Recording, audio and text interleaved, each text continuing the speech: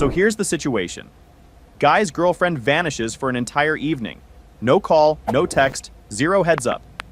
He waits, tries to reach her, nothing. Then at 9 p.m., he finally gets a message. 15 words. I'm not your property. Stop calling me.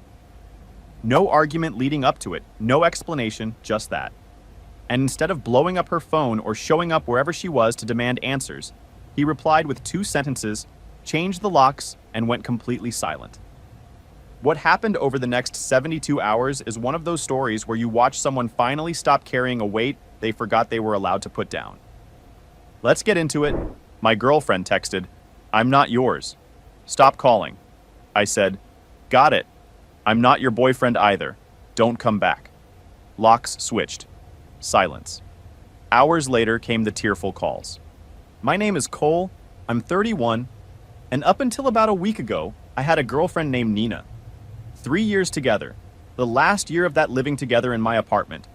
Lease in my name, rent in my name, utilities in my name. Nina contributed when she could, which I came to understand meant almost never when something due was actually due, but somehow always when she wanted something. I made excuses for it over and over, because that's the kind of thing you do when you've told yourself the relationship is worth the ongoing friction. And here's the thing. There was a version of Nina that was genuinely good to be around. We didn't fall into this overnight. Early on, she was thoughtful, present, interested in things. That version of her is why I stayed as long as I did, because every time something felt off, I'd compare it to who she was at the start and decide the math still worked out. I kept finding reasons to look past things that, taken together, told a pretty clear story about where this was actually headed. The money was one thing, the communication was another. She had this habit of going completely cold without warning, not because anything specific had happened, just as a matter of mood or preference, and then coming back like the gap hadn't occurred. No explanation, no acknowledgement. And somehow it always became my job to figure out what I'd done wrong in the silence. I'd ask if everything was okay and get some version of, "You're overthinking it," or "Why do you always make everything a big deal?" So I learned to not ask, which makes your life quieter, but doesn't actually fix anything. It just teaches you to swallow things that deserve to be said out loud. The weird part is, you don't notice how much you've adjusted. You don't sit down one day and decide to stop advocating for yourself. It happens in small steps over a long time. You stop bringing something up because last time it became a whole thing. You stop mentioning a pattern because she's going to call it an attack. You stop checking in because apparently that's needy. And then one day you look at your own life and realize you've been managing someone else's comfort at the expense of your own for so long that you've forgotten what it felt like to just say what's true without running it through a filter first. There's a specific kind of relationship where you're never quite allowed to have a clean reaction to anything. You say something bothered you, and suddenly the conversation is about why you're sensitive. You try to talk about a pattern, and it becomes about why you're always negative. You eventually stop bringing things up, not because they're resolved, but because the cost of bringing them up is higher than the cost of carrying them. That was us. And I don't say that to paint her as some kind of monster. I say it because it explains why what happened next surprised me as much as it did, including my own reaction to it. I'm telling you all that because without it, the rest of this story sounds like I overreacted to a bad text. Last Tuesday, Nina didn't come home from work. No heads up, no running late message, nothing. I wasn't at the worried stage yet at 7 p.m. More confused than anything else. No argument I was aware of, no tension earlier in the day, nothing to signal that this evening was going to be different from any other. I called around 7:15, straight to voicemail, sent a quick, "Everything okay?" and waited. An hour went by. I tried again. Nothing. I want to be clear that I wasn't flooding her phone or losing my mind over it. 2 calls and 1 text over an hour when someone who lives with you doesn't come home without a word isn't controlling. It's being a person who gives a reason to be cared about. At 9:12 p.m., my phone buzzed. Her text said, "I'm not your property. Stop calling me." No context, no explanation, no lead up. Just that, landing in my phone like it had been sitting in a draft folder for a while, and she'd finally just hit send. I stared at that message for a long time, not because I was confused about what it said, the words were clear enough. I stared at it because of how familiar the tone was. That particular flavor of contempt that positions you as the unreasonable one before you've even had a chance to respond. The kind that turns your own concern into the problem. I'd felt that tone before, more times than I'd been honest with myself about. Something shifted in me right then. Quiet, not dramatic. Like a gear that had been grinding for a long time, finally just slipped into a different position. I typed back, "Understood. I'm not your boyfriend anymore. Don't come home." Then I changed the locks. I want to address that before anyone comes in hot. The lease was in my name and my name only. I paid every bill attached to that apartment. Nina was there as my partner, not as a legal tenant with standing in that space. The moment she sent that message, she made her position clear. And I chose to accept it, exactly as stated. That's all the lock change was, taking her at her word. After I changed the locks, I put my phone face down on the kitchen counter and went quiet. No long follow-up message, no dramatic anything. Made dinner, watched some TV, went to bed early. 3 hours of complete silence on my end. I want to describe what that quiet felt like because it wasn't what I expected. I'd been in low-grade conflict mode for so long. That constant background hum of managing someone else's moods, tracking what you said and how you said it, anticipating the next cold front, that I'd forgotten what the absence of it felt like. Sitting there making dinner, not checking my phone every 5 minutes, not wondering if I needed to apologize for something I didn't understand. It felt like the first full breath I'd taken in months. That's when I understood that some of what I'd been calling love was really just tension. I'd gotten so used to that I'd stopped noticing it was there. Then the call started. Missed call, voicemail, 2 more missed calls. By midnight, my phone looked like it had been through something. I didn't answer any of them. I could already map the arc without picking up. Anger first, then disbelief that this was still going, then the slow pivot to something softer when the harder approach stopped producing results. Nina didn't improvise much under pressure. She had a pattern, same as most people do when they're scared. Around 1 a.m., I heard pounding on the front door. Controlled, not frantic, the kind of knock that still thinks it can win.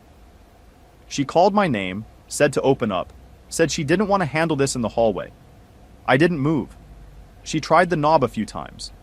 Then I heard her heels hit the floor, kicked off. Then her voice came through the door differently, lower and tight. "You're being insane. We had a fight. Adults don't do this." "We didn't have a fight." She sent a message. I accepted it. There's a difference, and the fact that she kept calling it a fight was its own kind of tell. A fight implies 2 people who disagree. What happened was one person making a declaration, and another person deciding to honor it. She wanted to reframe it as something mutual, so she could demand a mutual resolution. I wasn't going to do that. The insults came next. Controlling, insecure. She said this was exactly why she'd needed space from me. I leaned against the kitchen counter and noticed something I wasn't expecting. I felt calm. Not the kind you have to manufacture. The kind that shows up when you've finally stopped arguing with something you already know is true. Every word she said through that door was confirming something I'd been filing away for months without letting myself look at directly. The controlling accusation. The insecure one. I'd heard both before, in smaller doses, when I'd pushed back on anything. They were her default when other options ran out. Hearing them now, in this context, was clarifying in a way I hadn't expected. Around 1:18 a.m., the tone shifted. Her voice went softer. She said she didn't have her charger, that her things were in there. I watched my phone light up on the counter and vibrate itself still. Then at 1:34, I heard her slide down the door. That slow drag of fabric on wood hit differently than I expected. Then quieter. "I didn't mean it like that. You know I didn't." That sentence, that exact sentence had followed every line she'd ever crossed. Every disappearing act, every dismissal, every time she'd made me feel like my reaction to something was the actual problem. Afterward, it was always that. "I didn't mean it like that." Said just late enough to cool things down without changing anything. A reset button dressed up as an apology. For the first time, I didn't respond to it. I slept on the couch that night. Not because I was too sad for the bedroom. It just felt like neutral ground I hadn't fully claimed yet. When I woke up the next morning, my phone showed 37 missed calls. I made coffee and listened to the voicemails standing at the kitchen counter. I didn't sit down for them. Sitting would have given them too much weight. The first two were rage. The next three were disbelief. The tone of someone who still thinks you're bluffing. By the sixth message, her voice had dropped a full level and slowed down. She said she didn't know where she was supposed to go, that I couldn't just lock her out like this. There was a version of me, not even very far back, who would have opened that door on the sixth voicemail. Who would have told himself that she was clearly scared, clearly hurting, clearly needed someone right now, and that being the person who shows up in that moment is what you do when you care about someone. That version would have convinced himself this was compassion. I know now it would have been the cycle. One more rotation of the same wheel, with the same guy absorbing the same cost, and both of them pretending it was something else. That one almost worked. Almost. Pause. This is me jumping in real quick, not Cole. I want to highlight something because it's easy to miss. I don't know where I'm supposed to go. She sent that text from somewhere, meaning she had a location, she had a plan, she had somewhere to land when she decided tonight was the night she wasn't coming home. She just didn't plan for him to let her stay there. That's not someone trapped. That's someone whose safety net got pulled without warning, and she cannot process it. Anyway, Cole opens the door. On the chain. And this next part is where things get real interesting. At 8:46 a.m., there was a knock. Completely different energy. Polite, almost rehearsed. The version of Nina that shows up when she needs something and knows anger isn't going to get it. I opened the door on the chain. She looked rough. Makeup from the night before still on but smudged, hair thrown into a ponytail, wearing a hoodie of mine that I recognized. When she saw me, she straightened up fast. The soft approach lasted about 2 seconds before her jaw tightened. "So you're really doing this?" she said. "You think you can just erase me overnight?" "I didn't erase you," I told her. "You drew the line." She scoffed, said the text was about her needing boundaries, that I was twisting it into something it wasn't. I said it was about disrespect, nothing more complicated than that. Her eyes moved past me into the apartment. "I live here," she said. "You lived here," I corrected. "With me." She crossed her arms. Said what I was doing was a form of abuse. That word. She reached for it the way some people reach for their phone the second a conversation gets uncomfortable. Automatic, without stopping to think about whether it actually applies. I told her calmly that I hadn't touched her, hadn't threatened her, hadn't shown up wherever she was to chase her down. I'd done exactly what she asked. She said that wasn't what she meant. I told her she'd wanted power without consequences. Her face went red. "You don't get to decide that," she said. I looked at her through the gap in the door and said, quiet and even, "I already did." She dropped the anger almost instantly. Her expression shifted, eyes going glassy. "I just needed one night without you calling me," she said softly. "I didn't think you'd do something so extreme." "That's the problem," I told her. "You never think I will." She stared at me, looking for something in my face. The version of me that could be talked down if she found the right pressure point. The one who would read her expression and decide her discomfort outweighed the situation. She didn't find him, and I watched the recognition move across her face that this was actually real. She tried a few more approaches after that. Said I was throwing her out like she was nothing. Said she'd only needed one night, as though I'd been the one to change the dynamic between us. I reminded her what she'd actually sent. Not, "I need some space tonight," but "I'm not your property, stop calling me." She rolled her eyes and said I was being too literal. I told her that was always the issue. It was always about what she meant, never about what she actually said. She leaned closer to the door and lowered her voice. "Open it.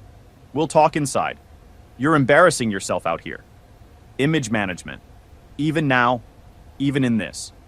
I told her I wasn't opening the door, that we could arrange a time for her to get her things with someone else present. Her expression shifted completely. "So this is punishment," she said, "because I didn't check in like a good girlfriend." "No," I said. "This is me listening." That landed weird. She stared. "You don't get to just end things by text?" "You ended them by text," I replied. "I just confirmed it." Her phone buzzed in her hand. She looked at the screen, then back at me. "Where am I supposed to go?" she asked, and for just a second her voice dropped all the performance out of it. "I don't know," I said honestly. "But that stopped being my responsibility the moment you decided I wasn't allowed to care." Her mouth opened and then closed. There was real fear there. Not grief about us. I could see the difference. Fear about logistics, about the gap between where she'd assumed she was standing and where she actually was. She spent another several minutes in that hallway, trying to find an angle that would produce a different result. Everything from "you're being dramatic" to "this affects both of us, not just you," to lowering her voice again and trying to make it feel like we were just two adults who could handle this reasonably if I'd stop being difficult. None of it worked because none of it was actually about fixing anything. She wasn't trying to repair something, she was trying to undo something. Those are two very different conversations, and they require two very different versions of the guy on the other side of the door. She was talking to the old version. He wasn't home anymore. "You're going to regret this," she said finally. "Maybe," I told her. But the regret I had staying finally outweighed the fear of leaving. That balance doesn't tip back. She left a few minutes after that. I watched through the peephole as she paced the parking lot with her phone to her ear, gesturing back toward the building. I didn't need to hear the words. By the way she moved, I was already the controlling one, the unstable one, the guy who'd blown everything up over nothing. "Hold on, this is me, not Cole. I need you to catch something." She told him he was being too literal for taking her exact words at face value. Too literal. That is the full playbook in 2 words. Send a message designed to sting, then call the reaction unreasonable. It only works on someone still scared of losing you. The second that fear is gone, the move has nothing to grip. Cole already did that math. Once you stop being afraid of losing something, the entire game board disappears. She's about to run a few more angles here. And honestly, the range on these is almost impressive. Around noon, the texts started coming in from other numbers. Her mom telling me what I was doing was probably illegal. Her friend Brooke saying I was proving exactly why Nina had needed space in the first place. I didn't reply to any of them. Not because I was playing it cool, but because there was genuinely nothing to say. Any response I sent was going to get turned into ammunition or evidence of something. Silence was the only answer that couldn't be used against me. An hour later, Nina sent a completely different message. No accusations, no blame, nothing that hadn't already failed. Just logistics. Said she was exhausted, hadn't slept, just needed to grab some clothes and her laptop. That one was carefully written. Reasonable on purpose, stripped down to only the practical. I replied with one sentence. "We can arrange a time later with someone else present." Her typing bubble appeared, vanished, came back. Then, "So you don't trust me now?" I stared at my phone. Trust wasn't the thing at stake here. Trust assumes both parties are operating in good faith. What we'd had was a pattern, a consistent, repeating pattern over 3 years. And I'd finally decided to trust the pattern instead of the promises. I typed back, "Not promises." That was the last message I sent that afternoon. By mid-afternoon, she showed up again, this time with Brooke a few steps behind her. Arms crossed, clearly drafted as backup, face arranged in the expression of someone who'd been given one side of the story and arrived ready to hold the line. Nina knocked softly, performing reasonableness. Said through the door they could all just talk like adults. Brooke added that I was making this worse than it needed to be. I spoke loud enough to be heard clearly. "I'm not escalating anything. I'm ending it." Nina's voice cracked. "After everything I've put up with from you." That sentence settled everything for me. Not with anger, just with clarity. She wasn't devastated about losing the relationship. She was upset about losing the apartment, the stability, the version of me that had always eventually backed down. Once I could see that clearly, there was no urgency left in any of it. "Okay, stop. After everything I've put up with from you." She disappeared for a full evening with 0 word, sent, "I'm not your property" at 9 at night, showed up the next morning demanding entry, then brought Brooke as backup when that didn't work. And she is the one who put up with things. That is a full gymnastics routine right there. I am genuinely in awe of the rotation. Captain Selective Memory sticks the landing every single time. But here's what matters. Cole doesn't even react to it. Doesn't argue, doesn't take the bait. And that non-reaction is exactly what makes the next 24 hours go the way they do. Stay with it. That night was the quietest the apartment had been in over a year. No footsteps, no cabinet doors shut with a little too much force, no undercurrent of something unresolved hanging over every room. Just the refrigerator humming, and my phone lighting up on the counter every 10 minutes, testing whether I'd changed my mind yet. I hadn't. I didn't answer a single call. At 9:42 p.m., she left a voicemail that made me actually sit down for a second. Her voice was shaking. She said she didn't understand how I could do this so coldly, that she loved me, that I didn't get to shut her out like she meant nothing. And here's the thing. That was the most honest thing she'd said through all of it. Not because it was really about love. Because the way she said it, love and access, had always been the same thing to her. Availability, compliance. Me staying reachable no matter what she said or did. Cutting that off made me the cold one. That was the only version of the logic that ever got applied. I sat there running back through every time I'd been told I was too much for wanting basic communication. Too needy for checking in when she'd gone quiet for hours. Too insecure for expecting someone who lived with me to let me know she was okay. And now I was heartless for stopping. The framing only ran in one direction, and it only ever ran in a direction that cost me something. Around 11 p.m., there was a knock that was different from everything before it. Frantic. "Cole, please." Her voice through the door, shaking. "I'll say whatever you want. Just let me in." That stopped me. Not, "Let's fix this." Not, "I want to talk it through." Say whatever you want. She'd stopped pretending the goal was repair. She needed the door to open, and she'd quit dressing that up in anything else. "I'm not opening the door," I said. Long pause. Then anger broke through again, louder and less contained than before.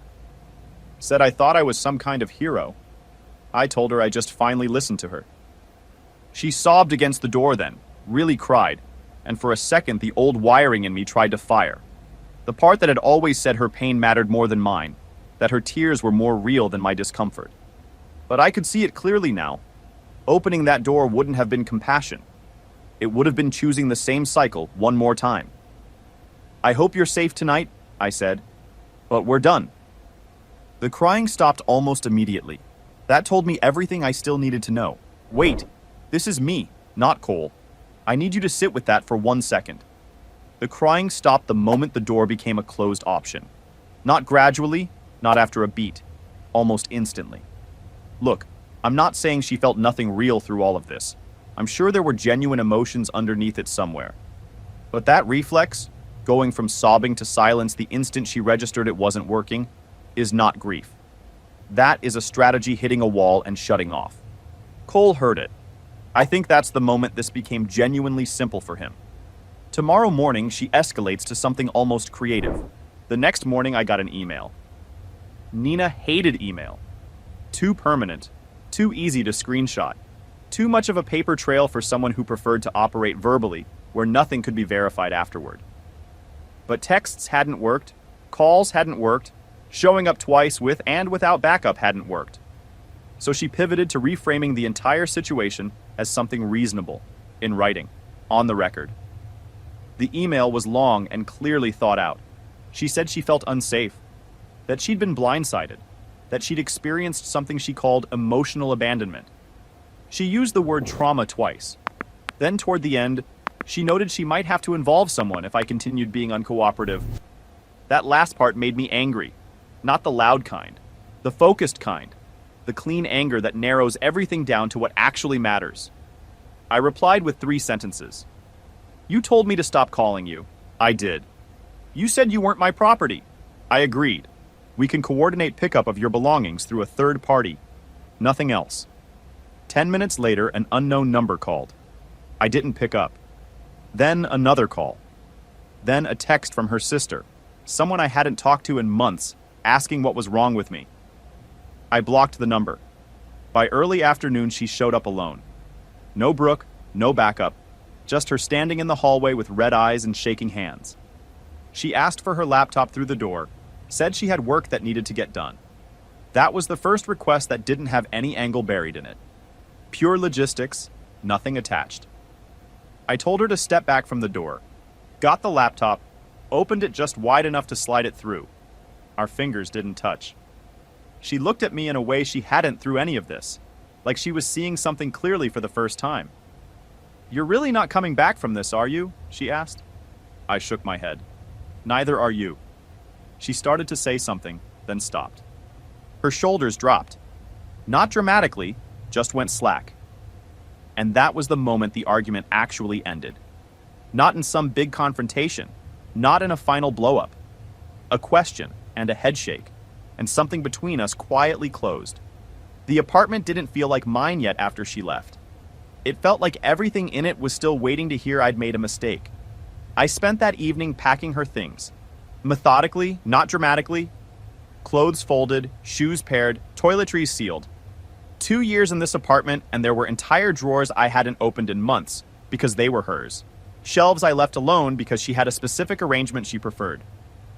It was strange to realize, going through it all, how much of my own space I'd quietly carved myself out of without noticing. It just became the layout of my life, the shape of keeping the peace. There were small things that hit harder than I expected. A grocery list on the back of a receipt, her handwriting listing stuff she liked. A mug she'd claimed as hers that had been mine originally. 2 throw pillows on the couch she'd specifically bought. I'd always thought they were more for show than comfort, but I'd kept my mouth shut. None of it was a big deal individually. The sum of it was something else. It was 3 years of small adjustments, small concessions, small spaces I'd quietly stopped inhabiting because she took them up, and it was easier not to negotiate. I looked at that stack of boxes and thought about how much lighter the apartment was going to feel, and how weird it was that I hadn't realized how heavy it had gotten. Around 8 p.m., a text came from a new number. Her again. Said she wasn't angry anymore, just wanted to understand how things had gotten to this point. An hour after that, a FaceTime request. Declined. Then the longest message she'd sent, paragraphs of apology woven with deflection. She was overwhelmed that night. I took things too literally. She never thought I would actually leave. That last line sat with me. She never thought I'd leave. I turned that over, sitting in the quiet of that apartment, her boxes stacked against the wall. How safe she'd felt. How confident she'd been that no matter what she said, no matter how many times she'd pulled back or cut me off, or made me feel like basic care was an imposition, I'd still be there the next morning, still calling, still keeping the lights on, still making it easier for her to do it again the next time something got inconvenient. I thought about how long that had been the shape of us, how gradually it had become normal, how I'd kept filing things away without looking at them directly, because looking at them meant either having a real conversation or admitting I wasn't going to have one. So I'd done neither. Just stayed and let the pile get bigger, and told myself that every relationship has friction, and that the friction here was just part of the deal. That's a lie, by the way. Not all friction is normal. Some of it is just one person absorbing the cost of another person's choices over and over while calling it a compromise. I typed a response, deleted it.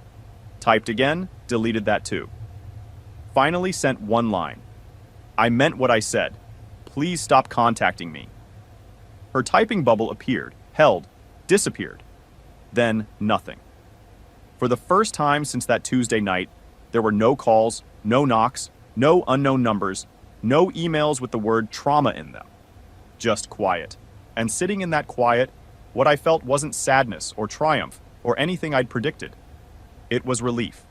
The specific kind that comes when something you've been bracing against for a long time finally stops requiring your attention. Hang on. This is the narrator, not Cole. I just want to sit on that line for 1 second. She never thought I'd leave. That is the whole story. Not the text, not the lock change, not any of the calls. She had placed Cole in the permanent fixture category so long ago that she stopped registering his patience as a choice he was actively making. She thought it was just how he was built.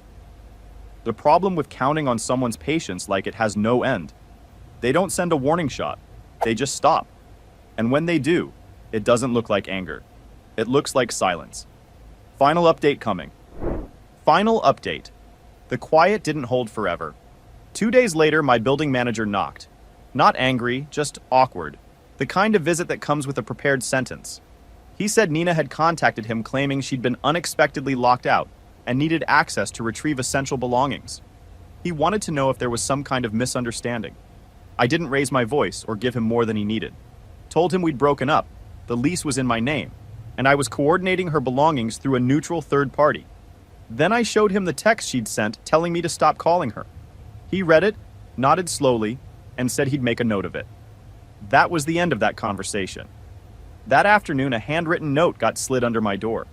She said she never thought I'd abandon her, that she was hurt and confused, that all she'd wanted was reassurance, not consequences. She ended with, "I still believe we can fix this if you stop being stubborn." I read it once, sat with it. And then that last sentence clicked something into place that had been just slightly out of reach. She wasn't asking for repair. She was asking for reversal. She wanted the old version of me, the one who'd hear "stop calling me" and panic, then apologize for calling. The one who'd eventually open the door regardless of how he'd been treated, because the discomfort of staying was still less than the fear of being done. The one who'd reset everything back to zero at the first sign of softness from her, because being chosen even conditionally still felt better than being nothing. That version of me had kept this whole thing running for longer than it should have. He'd absorbed everything, filed everything away, convinced himself it was fine. He was gone now, and the note made it clear she hadn't gotten that memo yet. I folded the note and put it in a drawer. Then I finished boxing up everything she'd left behind. Every last item, labeled clearly, neutrally, no commentary attached. Clothes, shoes, the random things she'd accumulated around the apartment that I'd stopped noticing were specifically hers. When I was done, I looked at the space she'd occupied and saw how much of it I'd never actually used. Entire drawers, a whole corner of the closet, half the bathroom counter. Not because she'd demanded any of it formally, I just kept making room without being asked, and I'd kept making room until there wasn't much left that felt entirely mine. A few days later, I dropped everything off at a storage unit we'd arranged through Brooke. I didn't see Nina. That felt like something we'd both decided without needing to say it out loud. There was nothing left that needed to be said between us. The actions had already covered it. On the drive home, I went over that original text one more time, the way you replay something you've been trying to get completely clear on. "I'm not your property. Stop calling me." I spent weeks turning over whether I'd overreacted, whether a reasonable person would have just unlocked the door and talked it through, turned the whole thing into a "we need to communicate better" conversation that eventually got filed away and forgotten. But here's what I finally got clear on. That text wasn't about independence. It wasn't about needing space or drawing some kind of healthy line. It was about control without accountability. She wanted the freedom to disappear on her own terms while keeping the landing pad intact for when she decided to come back. She wanted to push someone away and still have them standing there when she turned around. She wanted to reject connection without losing access, and the structure she'd built worked exactly as long as I was willing to hold it up from the inside. The moment I stopped, no argument, no chase, no negotiating over what she meant versus what she said, it collapsed. Because it was never built on anything solid. It was built on my willingness to keep compensating, keep adjusting, keep making room. The thing about that structure is it's invisible while it's working. You don't see yourself propping it up. You think you're just being a good partner, being patient, being reasonable.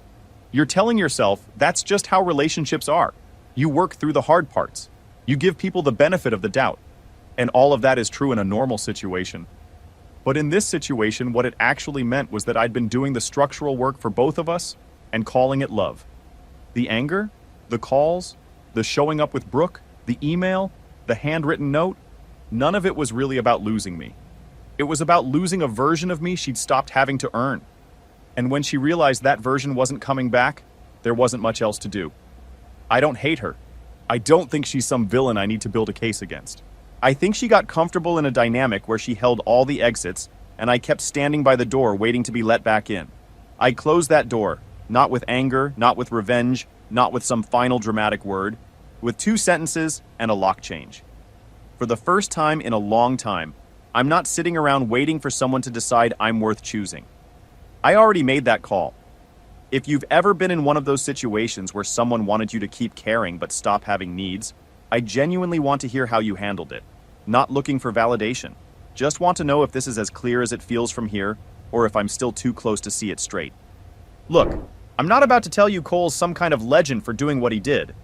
But when someone sends you "I'm not your property" from an undisclosed location on a Tuesday night, you get one real choice. Panic and beg, or take them at their word.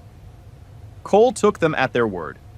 And every call, every knock, every angle she ran afterward just confirmed he'd read it right from the start. Some people mistake patience for a permanent feature. They keep drawing on it until the account closes and genuinely can't understand what happened. Drop your take in the comments. What would you have done with that text? And if you're not subscribed, hit that button now.